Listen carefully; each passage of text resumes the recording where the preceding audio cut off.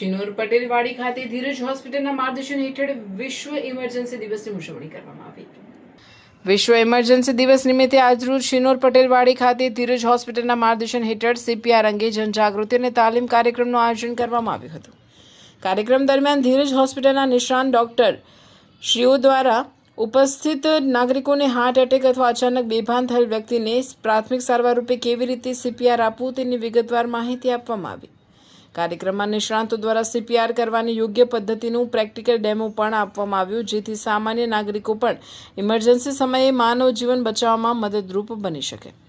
ઉપસ્થિત શિનોર ગામના આગેવાન સચિન પટેલ દ્વારા કાર્યક્રમને ખૂબ જ ઉપયોગી ગણાવ્યો અને આવી તાલીમ સમયાંતરે યોજાય તેવી માંગ વ્યક્ત કરી હતી.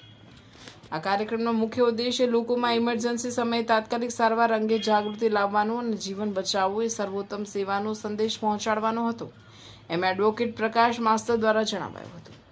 કાર્યક્રમમાં શિનોર PHC સ્ટાફ તેમજ શિનોર ગામના યુવાનો, વડીલો અને આગેવાનો મોટી સંખ્યામાં ઉપસ્થિત રહ્યા હતા.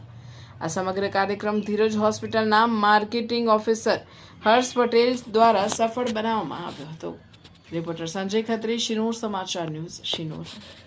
વિશ્વ ઇમરજન્સી દિવસ અંતર્ગત ધીરજ હોસ્પિટલના ઉપક્રમે આજે શિનોર પટેલવાડી ખાતે એક તાલીમ કેન્દ્રનું જે આજે આયોજન થયું છે, એમાં શિનોરના જે સેવાભાવી છે પ્રકાશભાઈને એમની ટીમે જે આજે અહીં આયોજન કર્યું છે, સૌથી પહેલાં તો એમને હું અભિનંદન પાઠવું છું.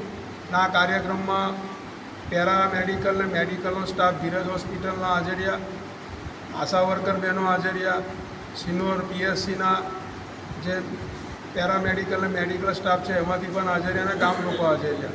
અને એમને જે અહીં આગળ ઇમરજન્સી હોય અને જ્યારે આપણે જોયું છે કોરોના કાળમાં અને ત્યાર પછી જે રીતે લોકોને હાર્ટ સંબંધી બીમારી ઊભી થાય છે અને સડનલી કોઈની હાર્ટને એટેક આવે છે, એમાં પ્રાથમિક સારવાર મળે એ રીતનું એમને ધીરજ હોસ્પિટલમાંથી આવેલા મેડિકલની ટીમે જે લાઈવ ડેમો આપ્યો છે. અને આજના આ તાલીમ જે અહીં આગળ આપણે કરી છે અને એનાથી કોઈ એક વ્યક્તિની પણ જાન બચશે, જીવ બચશે, તો આપણે આ કાર્યક્રમ સફળ ગણાશે. તો આપણે સૌ આવા જે આપણા વિસ્તારમાં તાલીમ કેમ્પો થતા હોય એમાં હાજર રહી અને માર્ગદર્શન લઈ અને કોઈનો જીવ બચે એવો પ્રયત્ન કરીએ. અને આજે જ્યારે આ કાર્યક્રમનું આયોજન થયું છે તો ફરીથી હું સૌને આભાર વ્યક્ત કરી અને શિનોર નગરમાં બંધાયેલા છે તો હું શિનોર નગર તરફથી, નગરજનો તરફથી એમનો આભાર વ્યક્ત કરું છું.